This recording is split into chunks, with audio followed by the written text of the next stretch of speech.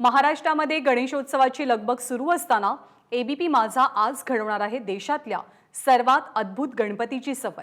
या रहस्यमय गणपतीच्या शोधात आम्ही पोहोचलोय थेट नक्षलवाद्यांचा बालेकिल्ला म्हणून ओळख असलेल्या दंतेवाडात।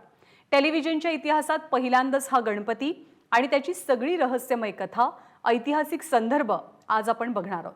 पाहूया आमचा प्रतिनिधी प्रशांत कदम याचा छत्तीसगडमधनं सुपर एक्सक्लुझिव्ह रिपोर्ट। देशातल्या सर्वात अद्भुत गणपतीच्या शोधात। नमस्कार, मी प्रशांत कदम, दंतेवाडामधून तुम्हा सगळ्यांचं स्वागत। आज मी छत्तीसगडमध्ये आलेलो आहे ते एका गूढ, रहस्यमय आणि तितक्यात सुंदर आणि प्राचीन अशा गणपतीचा शोध घेण्यासाठी। हा गणपती वसलेला आहे बस्तरच्या घनदाट जंगलामध्ये। खूप काही ऐकलं या गणपतीबद्दल। मूर्ती 1000 वर्ष जुनी असल्याचं सांगतात। नागवंशी घराण्याच्या राजांनी या मूर्तीची स्थापना केल्याची सुद्धा आख्यायिका आहे। अशा एक ना अनेक प्रश्नांचं कुतूहल गेल्या काही दिवसांपासून मनात होतं आणि त्याच सगळ्या प्रश्नांची उत्तरं जाणून घेण्यासाठी आज आपण जाणार आहोत दंतेवाडाच्या जंगलामध्ये।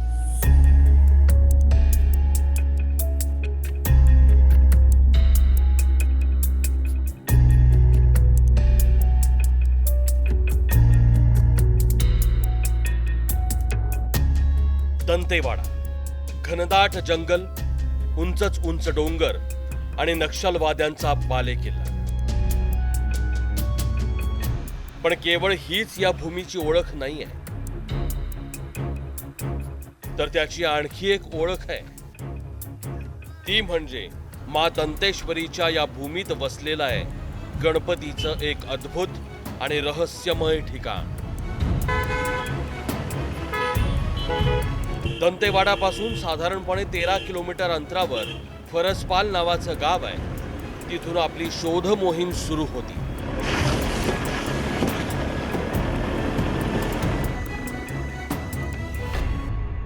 माझ्या मागे जी टेकडी तुम्हाला दिसतेय त्या टेकडीवरती आपले बाप्पा विराजमान आहेत।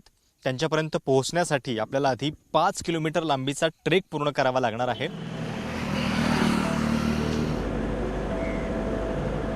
गणपतीच्या शोधातला आपला हा ट्रेक बस्तरच्या घनदाट जंगलातून जाणार आहे। खडकाळ रस्ते, घनदाट जंगल, पावला पावलांवर जंगलातील प्राण्याचा धोका।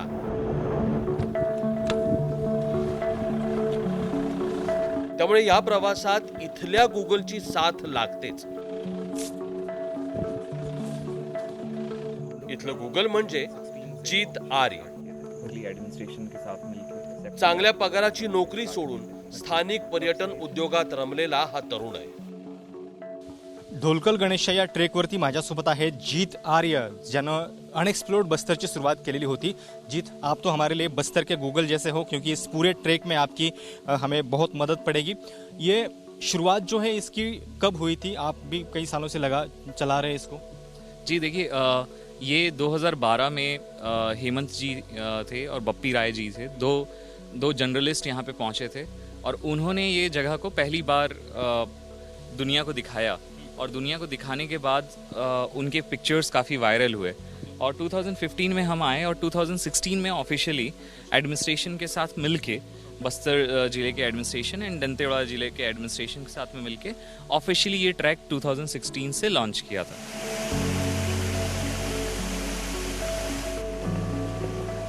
बस्तर छत्तीसगडच्या दक्षिणेकडच्या टोकाला वसलेलं आहे। पूर्वीच्या काळी हे संस्थान होते।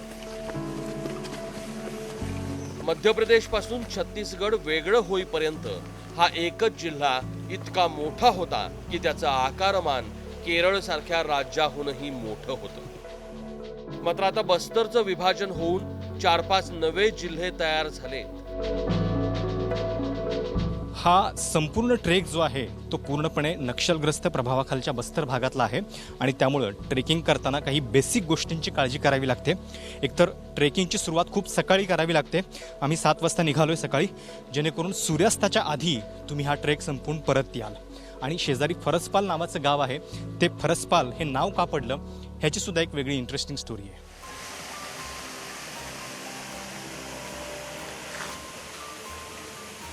स्थानिकांप्रमाणे अनेक बाहेरच्या लोकांनाही हा ट्रेक आता भुरळ पाडतो। या वाटेवरची गर्दी याचंच निदर्शन।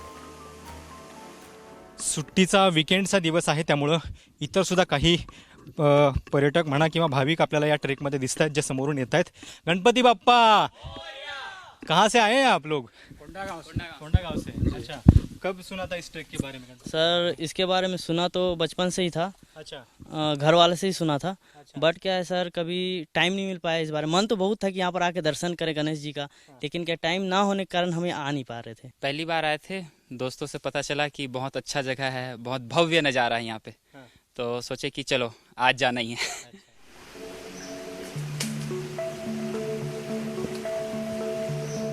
ज्या डोंगरावर आपण चढतोय ती बैलाडिलाची डोंगर रांग आहे. त्यात 12 छोटे मोठे डोंगर आहेत. त्यातच एक डोंगर ढोलाकार आहे आणि त्यावर बसलेला गणपती म्हणून स्थानिक याला ढोलकल गणेश म्हणतात.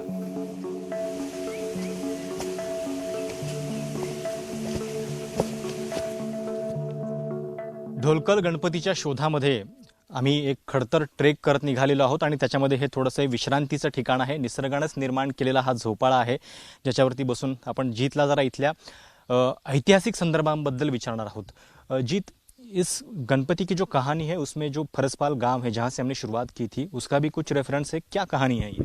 जी, आपने सुना होगा कि जो परशुराम थे और गणेश जी की एक युद्ध हुआ था. तो ये कहा जाता है कि ढोलकल की जो पहाड़ियाँ हैं, ये बैलाडीला की पहाड़ियाँ हैं, वहाँ पे वो युद्ध हुआ था. और जब युद्ध हुआ था तो एक फेमस है कि गणेश जी को एक दंत क्यों बोला जाता है. तो जो उनका परशुराम का जो हथियार था, जो फरसा जिसे बोलते हैं, तो वो फरसा से लेके उनको यूं फेंक के मारा था और उससे उनकी दांत टूट गई थी और दांत टूट के गिरी और जो फरसा है वो जाके फरसपाल में गिरा था. वो ये जगह है ऐसा बोला जाता है. जी. और फरसपाल में जब जहाँ पे गिरा था वहाँ एक छोटा सा हथियार भी है, छोटा सा एक स्टोन का एक इक्विपमेंट भी है, जिसको बोला जाता है कि वही एक पार्ट बच गया है अभी के समय पे. तो वो फरसा बचा हुआ है. तो ये युद्ध जो था, जो फेमस युद्ध परशुराम और गणेश जी का हुआ था, वो इसी पहाड़ में हुआ था. बस्तरच्या भूमीतल्या अनेक वैशिष्ट्यपूर्ण गोष्टी वाटेत भेटतात. जिकडं बघावं तिकडं भली मोठी वारुळं दिसतात. महाराष्ट्रापासून शेकडो किलोमीटर दूरवरती असलेल्या एका गूढ रहस्यमय अशा गणपतीचा शोध घेत आपण हा ट्रेक करतो आहे आणि छत्तीसगडच्या अगदी बस्तरच्या जंगलामधला हा ट्रेक आहे. वाट अजून जसं जसं आपण पुढे जातोय तसं तशी कठीण होत चाललेली आहे, पण आपण भेटायला चाललोय गणपती बाप्पाला, त्यामुळं उत्साह मात्र अजिबात कमी होणार नाही.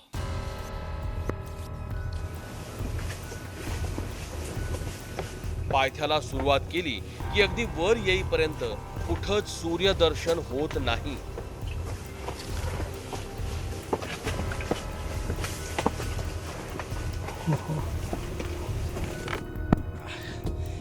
ढोलकल ट्रेकमधला हा शेवटचा जो 100 मीटरचा टप्पा आहे तो जास्त खडतर आहे, कारण अशा पद्धतीचे मोठमोठे दगड आहेत ते या ठिकाणी आहेत आणि ते ही सगळी वाट पार करत आपल्याला पुढे जावं लागतं.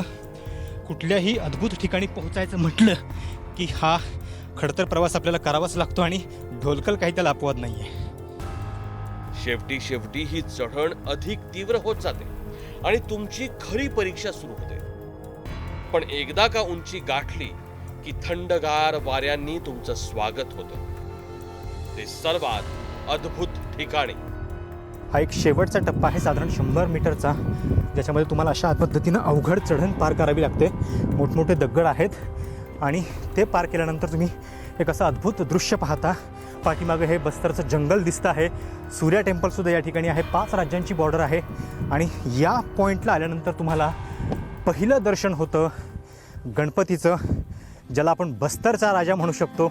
आणि हे दर्शन पाहिल्यानंतर, इतकं सुंदर दृश्य पाहिल्यानंतर इथपर्यंत येण्याची जी सगळी ताकद आहे, जे कष्ट तुम्हाला करावे लागतात, ते सगळे तुम्ही एका क्षणामध्ये विसरून जाता आणि या अद्भुत सौंदर्याच्या निसर्गाच्या प्रेमात पडता.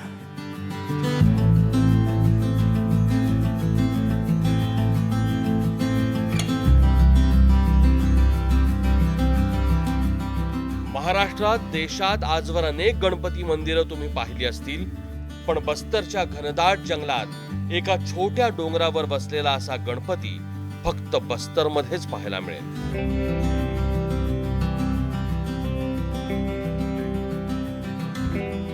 खुल्या आकाशातले गणपती, ना कसलं मंदिर आहे, ना गाभारा, ना कसला कृत्रिम थाट. देव आपल्याला जशा रूपामध्ये भेटायला पाहिजे तशा रूपामध्ये त्याचं दर्शन आपल्याला या ठिकाणी होतं. पाठीमागे बस्तरचं घनदाट जंगल आहे आणि त्याच्या साक्षीनं बस्तरचा हा राजा दिमाखामध्ये उभा आहे. ललितासन म्हणजे गणपतीच्या खेळकर मुद्रेतली ही मूर्ती आहे.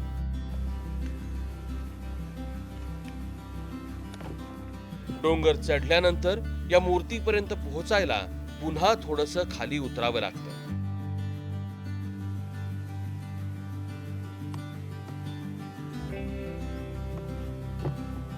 बाप्पांशी थेट भेट होण्यासाठी ही अगदी शेवटची परीक्षा द्यावीच लागते.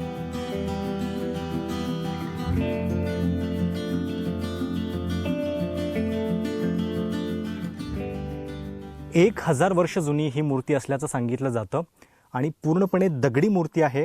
या मूर्तीची जर आपण काही वेगळी वैशिष्ट्य लक्षात घेतली तर फार क्वचित वेळा आपल्याला गणपतीच्या गळ्यामध्ये साप किंवा नाग दिसतो, तो या ठिकाणी आहे.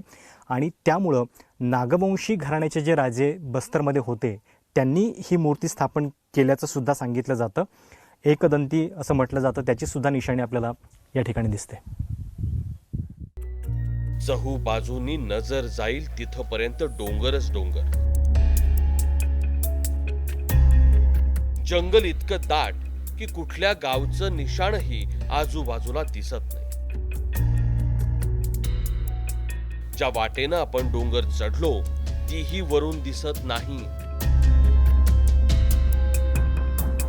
इतक्या अद्भुत आणि रहस्यमय ठिकाणी हे गणपती वसलेले आहेत की आपल्याला प्रश्न पडतो की इथं काय नेमकं कारण असावं की या अशा अवघड जागी हे गणपती असतील. जीतला आपण या सगळ्या इतिहासाबद्दल विचारूयात. जीत, क्या कारण हो सकता है कि इतने मतलब बहुत ही दुर्गम ये ठिकान है, यहाँ पे कैसे गणपति आए होंगे? जी जैसे इतिहास के तथ्यों को देखा जाए तो यहाँ पे एक पूरा कम्प्लीटली टेम्पल होने के पूरा संभावनाएं हैं. जैसे अगर आप नीचे ये पत्थरों को देखेंगे या जब आप नीचे कम्प्लीटली जब नीचे आप जाते हैं और वहाँ पे जब पत्थरों को देखते हैं तो एक बहुत भव्य टेम्पल के होने का संभावना यहाँ पे है ऑलरेडी. और ये इसके टूटने का कारण अगर आप देखें तो यहाँ पे बहुत सारे ये पूरा आयरन रिच एरिया है और यहाँ पे एक 1800 के आसपास ये काफ़ी फ्रजाइल लैंड भी है.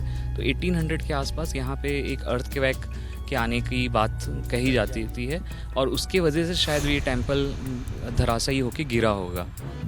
याच अद्भुत गणपतीची उत्सुकता देशातल्या अनेक गणेश भक्तांसह ट्रेकर्स नाही. महाराष्ट्रातच नव्हे तर महाराष्ट्राच्या बाहेर सुद्धा गणपतीची आख्यायिका आपल्याला इतक्या दूरवरती घेऊन आलेली आहे. आणि बाप्पा मोरयाचा गजर जो आहे तो केवळ महाराष्ट्रातच नव्हे तर या बस्तरच्या जंगलामध्ये देखील चैतन्य निर्माण करणारा असतो. हे सगळे माझ्यासोबतचे अमराठी लोक आहेत, पण तरी देखील गणपती बाप्पा मोरया, मंगल मूर्ती मोरया. ढोलकलचा डोंगर उतरल्यावर अगदी पायथ्यालाच तुम्ही इथल्या आदिवासींचं हातचं जेवणही अनुभवू शकता.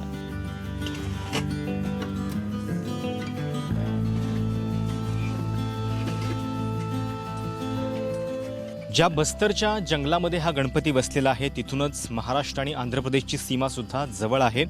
लोह खनिजानं समृद्ध अशी असलेली ही बैलाडीला डोंगरांची रांग आहे. देशामध्ये जे लोह खनिज मिळतं त्यातलं 23% खनिज हे एकट्या बस्तर जिल्ह्यातून मिळतं आणि त्या अर्थानं या संपूर्ण भूमीला एक समृद्ध भूमी म्हणून पाहिलं जातं. गणपतीची स्थापना नेमकी कुठल्या काळामध्ये झाली, ही मूर्ती या डोंगरावरती कशी आली, याची उत्तरं मात्र अजूनही ठोसपणे सापडलेली नाही आहेत. इतक्या वर्षांपासून असलेला हा गणपती इतका काळ दुर्लक्षित का होता आणि अचानक तो प्रसिद्धीस कसा आला, तर त्याचं उत्तर शोधण्यासाठी आपण पत्रकार हेमंत कश्यप यांना भेटावं लागतं. बस्तर दशहरा के समय जो यहाँ मांझी मुखिया जगदलपुर आते थे तो वो अपने अपने क्षेत्र की विशेषताओं के बारे में बताते थे. 2012 में गणेश चतुर्थी के समय हम लोगों ने सितंबर महीने में भरी बरसात के समय में हम लोग को गणेश जी की प्रतिमा के खोजने के लिए निकले. हम लोग जैसे तैसे हम करीब ढाई घंटे की चढ़ाई करने के बाद वहाँ पहाड़ में पहुँचे और वहाँ गणेश जी की प्रतिमा देखे तो जितनी हमारी थकान थी वो खत्म हो गई. बस्तरमध्ये दसऱ्याच्या वेळी बस्तर लोकोत्सव ऑर्गनाईज होतो आणि त्यावेळी त्याचा नोडल अधिकारी म्हणून मी प्रेसमध्ये एक इन्व्हिटेशन कार्ड आम्ही बनवत होतो आणि बनवत असताना त्याच्या डेस्कटॉपवरती, त्या प्रिंटिंग प्रेसवाल्याच्या डेस्कटॉपवरती मला तो फोटो दिसला. मी त्याला विचारलं की बाबा हा फोटो कुठला आहे, आणि त्याने सांगितलं की सर हा एक ढोलकालमध्ये गणपती आहे आणि त्याचा फोटो आहे. अरे म्हटलं हा फोटो कोणी काढला आहे? त्यांनी सांगितलं की हेमंत कश्यप म्हणून आहेत, त्यांनी हा फोटो काढला आहे. तर म्हटलं अरे आपण हा इन्व्हिटेशन कार्डवरती वापरूयात, आणि बस्तर दशऱ्याच्या इन्व्हिटेशन कार्डवरती आम्ही त्याला यूज केलं होतं आणि हेमंत कश्यपांचं नावही आम्ही त्याच्यात बाकायदा सौजन्य म्हणून लिहिलं होतं. आणि त्याच्यानंतर मग ते इन्व्हिटेशन कार्ड माननीय राज्यपालांच्या हातात आलं आणि राज्यपालांनी मग तो फोटो पाहिल्यावरती तत्काळ कलेक्टरला फोन केला की बाबा हा फोटो कुठला आहे. आणि मग आर्किओलॉजिकल सर्वेच्या लोकांना सांगून त्यांनी त्या साईटवरती जायला सांगितलं आणि त्याच्यानंतर मग ती साईट लाईमलाईटमध्ये यायला लागली. खरं तर 2012च्या सुमारास हा गणपती पुन्हा प्रकाश झोतात आला आणि अवघ्या 5 वर्षातच 2017 मध्ये ही अद्भुत मूर्ती अचानक गायब झाली. पहले हमें ग्रामीणों के थ्रू ये सूचना मिली कि मूर्ति को किसी असामाजिक तत्वों द्वारा नीचे गिरा दिया गया है. तुरंत क्योंकि वो बहुत ही नक्सली प्रभावित जिला है, जगह है, वहाँ पे दूसरी तरफ बीजापुर जिला पड़ता है और एक तरफ दंतेवाड़ा पड़ता है, और वहाँ पे नक्सलियों के 50 से 100 माओवादी हमेशा घूमते रहते थे उस समय. तो सुरक्षा ले जाके वहाँ पे सुरक्षा मुहैया कराई गई, वहाँ पहुँचा गया. वहाँ पे गणेश जी की मूर्ति टूट गई थी, तो सारे ग्रामीणों ने मिलकर ग्राम सभा किया और उन्होंने एक स्वर में ये डिमांड किया कि जो गणेश जी की जो धूलकाल की मूर्ति है ये उनकी पहचान है, ये उनकी आस्था से जुड़ा हुआ है, और ग्रामीणों की मदद के कारण ही वो रास्ता पूरा क्लियर किया जा पाया और वहाँ पे 20 दिन तक सुरक्षा देके दिन रात मेहनत के बाद मूर्ति को रिकंस्ट्रक्ट किया गया.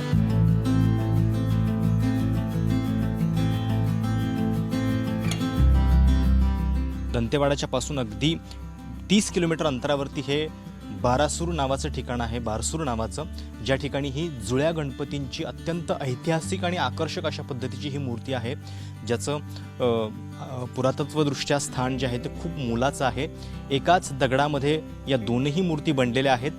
जुळ्या गणपतींच्या मूर्ती असं याला इथं म्हटलं जातं.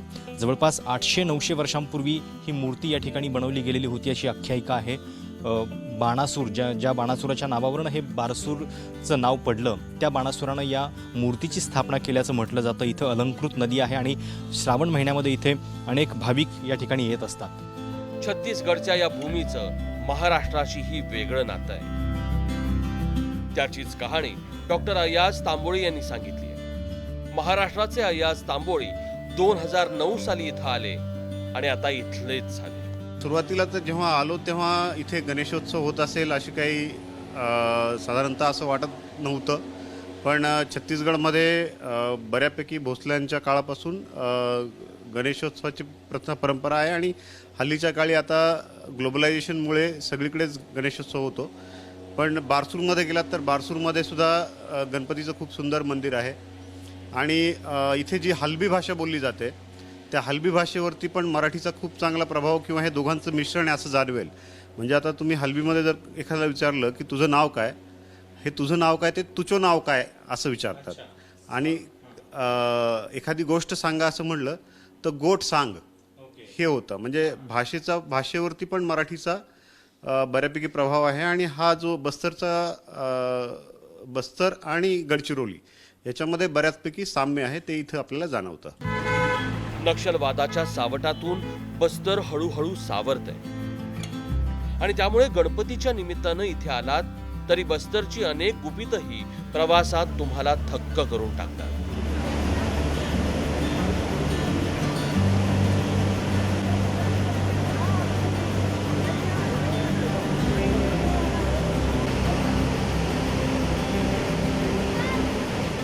जलप्रपाताचा अविस्मरणीय अनुभव देणारा हा चित्रकोटचा धबधबा त्यापैकीच एक. दंतेवाडाच्या गणपतीपासून अवघ्या तासाभराच्या अंतरावरती चित्रकोटचा हा अप्रतिम असा धबधबा आहे. अतिशय थक्क करणारं असं दृश्य इथं आल्यानंतर पाहायला मिळतं. कदाचित नक्षल्यांच्या प्रभावामुळं सतत बस्तर चर्चेत येतं आणि त्यामुळं ही इतकं मोठं सौंदर्याची खाण असलेली भूमी अजूनही सर्वांसाठी तशी माहितीची झालेली नाही आहे. पण आता हळूहळू इथली परिस्थिती सुधारते आणि त्यामुळं बस्तरच्या पर्यटनाला सुद्धा एक वेगळं अवकाश जे आहे ते मिळताना दिसतंय.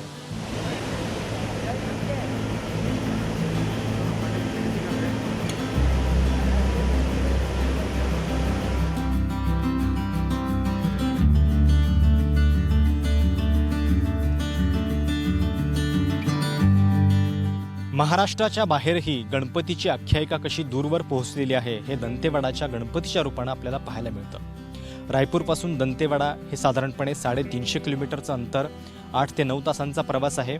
दंतेवाडापासून पुन्हा फरसपालपासून साधारणपणे 4 ते 5 तासांचा अवघड ट्रेक पार करत या गणपतीपर्यंत पोहोचावं लागतं. महाराष्ट्राच्या सांस्कृतिक ठेव्याशी असलेलं हे एक सुंदर कनेक्शन अनुभवण्यासाठी एकदा तरी बस्तरच्या भूमीला आवर्जून भेट द्यायला हवी. कॅमेरामॅन वेद पांडेसह प्रशांत कदम, ABP माझा, बस्तर. ABP माझा, उघडा डोळे बघा नीट.